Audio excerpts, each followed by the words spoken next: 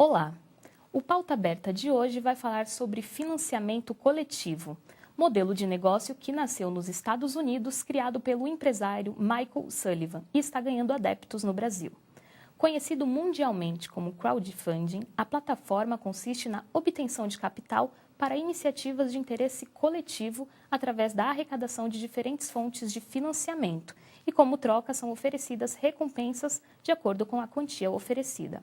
E para falar sobre este novo negócio, vamos conversar com o gestor contábil e financista e autor do livro Dinheiro da Multidão, Vinícius Maximiliano.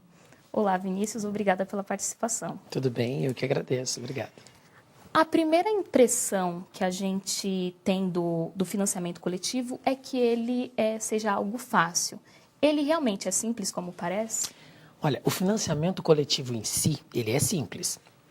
O difícil é você fazer com que o projeto atinja as pessoas que são as maiores interessadas em contribuir com ele. Então, você criar um projeto e acertar a plataforma para divulgar esse projeto é praticamente 70% do sucesso dele. Todo o resto vai de acordo com a sua ideia, aquilo que você criou, aquilo que você tem de intenção e da sua rede de contatos. Então, um projeto de financiamento coletivo, ele é fácil de ser feito. Porém, ele só vai ter sucesso se você tiver construído antes uma boa rede de contatos, uma boa rede de divulgadores, uma boa estruturação de projeto do projeto, ou seja, você tem que controlar as etapas do seu projeto. Eu costumo dizer que a campanha em si, que é aquela que vai para o site, que depois sai nos jornais e sai nas redes sociais, ela é a parte mais fácil. E ela é rápida, ela dura 60 dias. Algumas plataformas já estão até deixando por 90 dias. Mas um projeto de financiamento coletivo começa 6 meses antes. Quando você tem que estruturar objetivo, público-alvo, qual vai ser a rede, qual vai ser a plataforma, as formas de recompensa. Então, existe todo um planejamento. Eu gosto de dizer muito que financiamento coletivo não é amadorismo. As pessoas, às vezes, confundem simplicidade com criação amadora. E não. Um projeto de financiamento coletivo ele precisa ser profissional. Até porque, quando você expõe o projeto, você está dizendo para as pessoas que, se elas acreditarem na sua ideia, derem o dinheiro delas para você, você vai transformar aquela ideia em realidade. Isso se chama credibilidade. E credibilidade você só tem com profissionalismo. Então, ele é fácil. Mas ele tem que ser bem estruturado e tem que ser profissional. As pessoas confundem também financiamento coletivo com doação.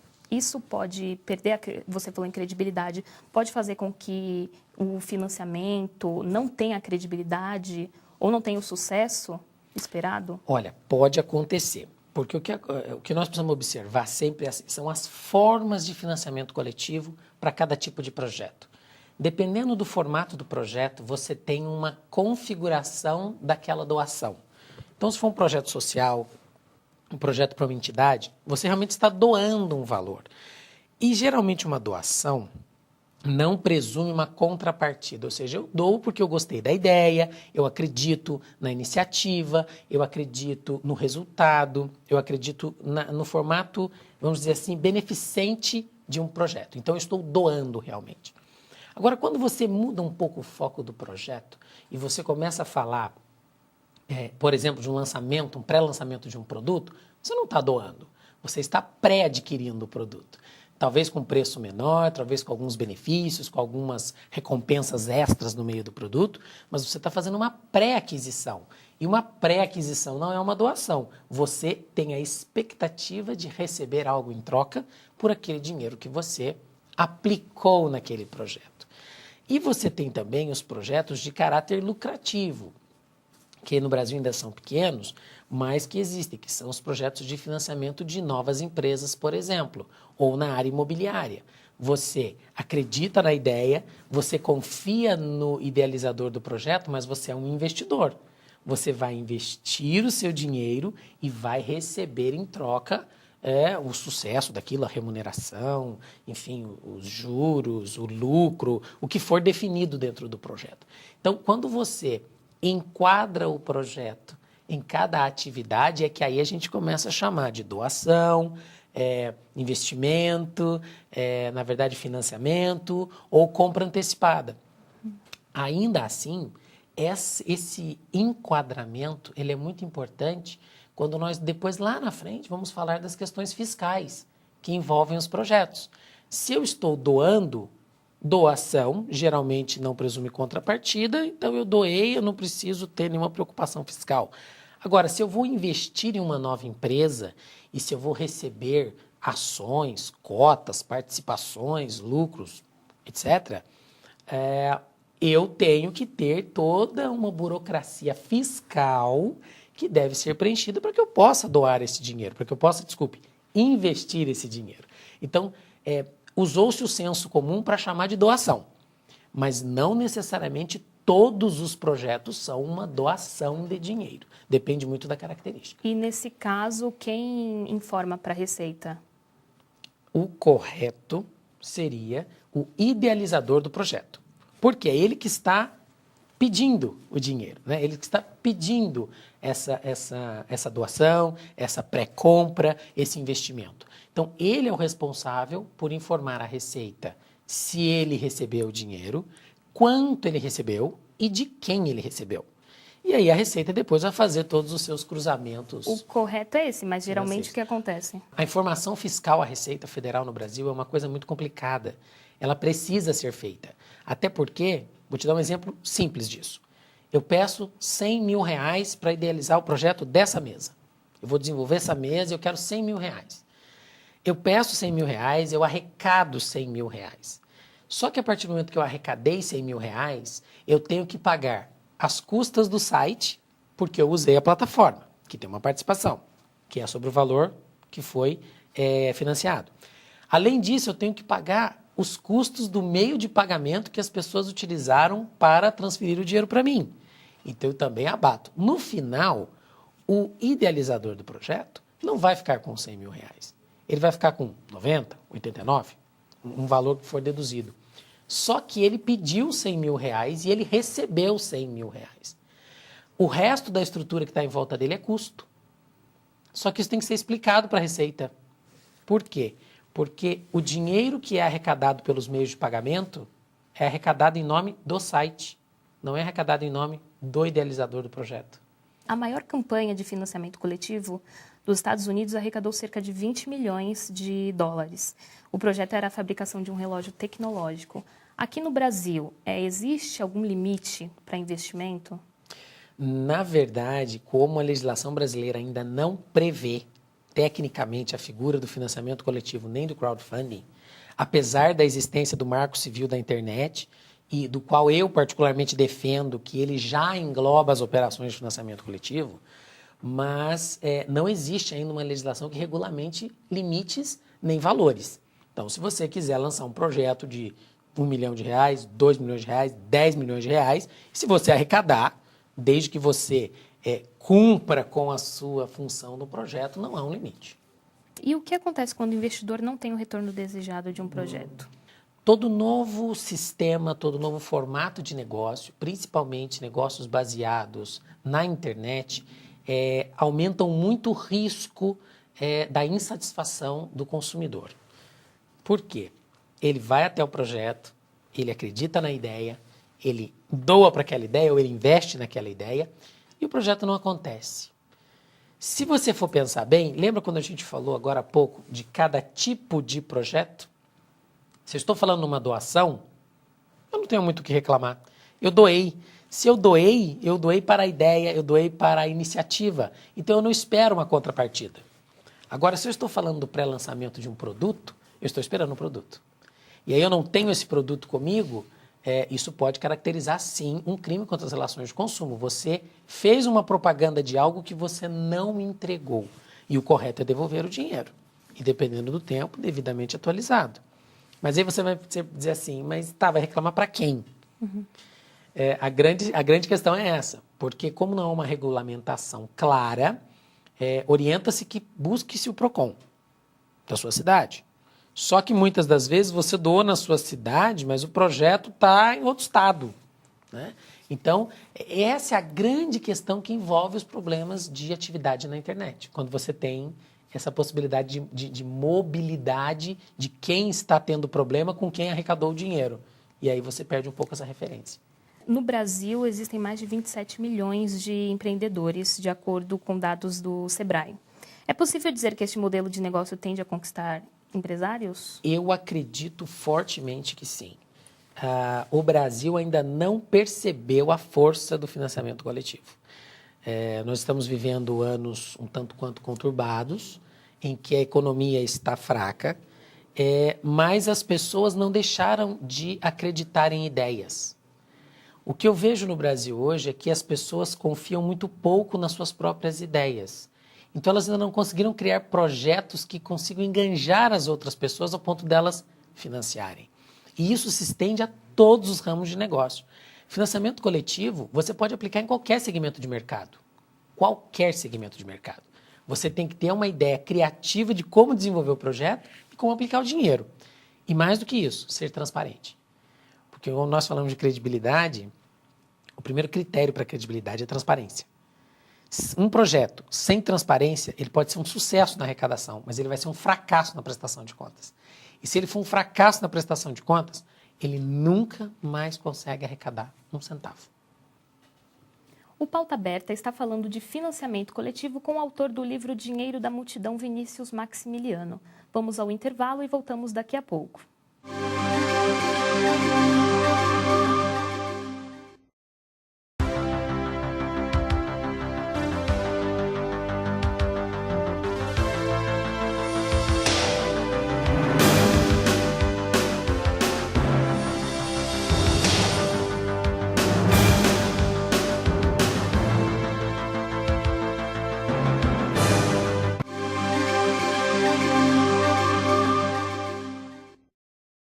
O Pauta Aberta está falando sobre financiamento coletivo, modelo de negócio muito praticado em países desenvolvidos e ainda pouco explorado pelos brasileiros. Estamos recebendo o autor do livro O Dinheiro da Multidão, Vinícius Maximiliano. Vinícius, o crowdfunding é um segmento que atende diversos projetos de diferentes frentes. Isso pode explicar o sucesso desse formato de financiamento? Com certeza. A grande sacada do uso do crowdfunding, do financiamento coletivo, é que você consegue implementá-lo em qualquer segmento de mercado, qualquer tipo de projeto, qualquer tamanho de projeto. Essa facilidade com que o projeto pode navegar desde o social até o cultural, até o desenvolvimento de novas empresas, até o desenvolvimento de novos produtos, até investimentos na área imobiliária, como tem em alguns lugares do mundo, passando pela saúde, pela educação. Então, assim, ele tem uma rica variedade de possibilidades. Então, a grande tendência de crescimento do crowdfunding é exatamente essa liberdade que ele dá para que os mercados possam utilizá-lo nas mais diversas frentes. A única limitação a ele é a criatividade.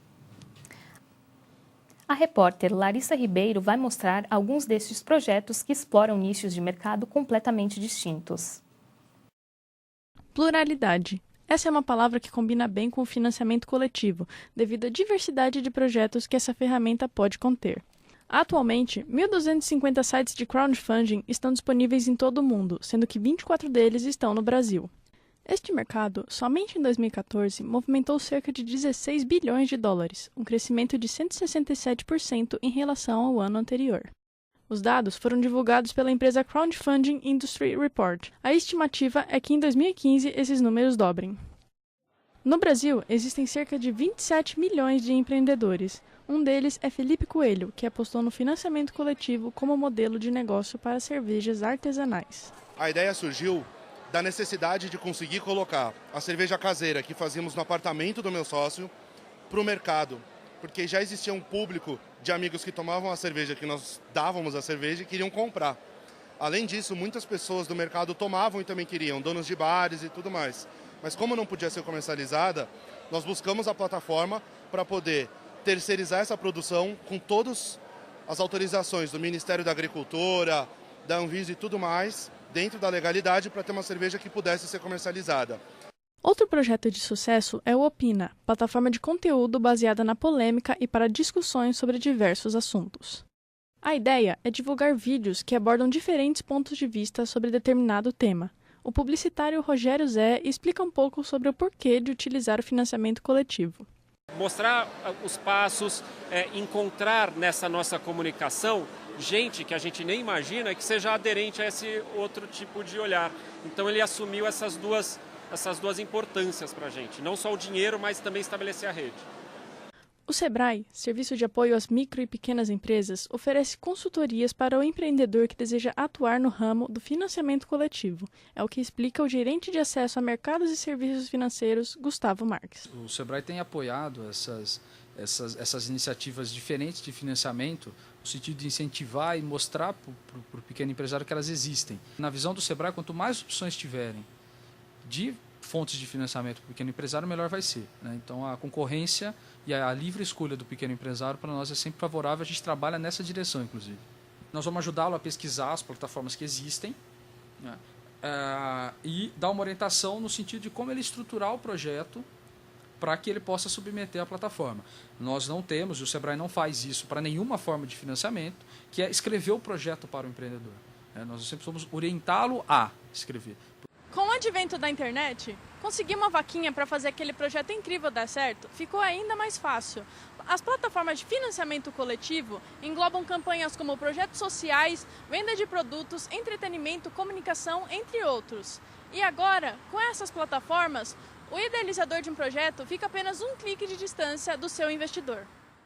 A internet é um dos principais canais de acesso às ferramentas de crowdfunding. No entanto, mesmo online, é possível entrar em contato com as empresas para obter ajuda e aconselhamento para projetos. Vinícius, como nós vimos, as redes sociais são grandes plataformas de divulgação para diversos assuntos. Usá-las é uma boa saída? O financiamento coletivo, ele tem como essência a rede social digital. Nós não conseguimos imaginar no mundo de hoje, com a estrutura de redes sociais que nós tínhamos antes das atuais, movimentar números tão consideráveis de potenciais doadores, investidores que acreditam nos projetos, se não fosse por essa interligação digital. Então, para mim, particularmente, a existência da rede social digital é o pressuposto do sucesso do financiamento coletivo, ou seja, uma consequência natural de toda a conexão que você tem no seu mundo virtual e que traz para o seu mundo real como uma forma de materializar isso. O fato da não regulamentação do crowdfunding simboliza um problema. Pensando nisso, quais são os riscos do financiamento coletivo financeira e legalmente falando? Financeiramente falando, o primeiro risco é justamente um que nós já mencionamos, relativo àquelas pessoas que contribuem para um projeto e o projeto não acontece. Esse eu acho que é o primeiro e o mais sério dos riscos, porque isso atinge a credibilidade de outros projetos. Ou seja, se você aposta em um projeto e você tem a infelicidade dele não acontecer e você também não tem o seu dinheiro devidamente devolvido, você vai se sentir um tanto quanto frustrado para contribuir com outros projetos. O segundo risco disso é que, como não existe uma regulamentação clara, nós não sabemos como o fisco brasileiro vai interpretar as operações de crowdfunding entre o doador, entre o site e entre o idealizador do projeto. São três figuras muito distintas. E não saber de que forma cada um precisa agir na cadeia de informações para a burocracia brasileira é um risco financeiro. Por quê? Porque podem gerar multas, autuações gravíssimas, exigência de impostos, enfim, uma cadeia de exigências financeiras muito, muito sérias. Um outro risco muito sério que eu observo na área de crowdfunding, da forma como está, é o risco de se criar projetos falsos. Não há hoje nenhum tipo de controle oficial ou alguma estrutura legal que possibilite a você saber se aquele projeto que está sendo anunciado em um determinado site é real, é válido, se aquelas pessoas existem. Você confia no site. Então, isso ainda é uma fragilidade. Motivo também pelo qual eu acredito que muitas pessoas ainda não se sentem seguras em participar. Porque eles têm medo de que aquilo tudo seja uma grande fantasia, só um videozinho e que, na verdade, não caracterize um verdadeiro projeto. O risco legal dentro disso tudo é justamente essa dificuldade que o próprio judiciário vai encontrar quando ocorrer um problema. Que, na verdade, é o momento que nós vamos saber como eles vão se comportar. Quando um consumidor se sentir lesado na compra de um produto e não receber o produto, quando alguém que doou para um projeto social descobrir que aquele projeto social não existe, ou quando alguém investir numa determinada empresa e a empresa for à falência e ele perder todo o seu investimento. Então, essas situações legais ainda ficam muito abertas, porque a origem do processo ainda não está clara.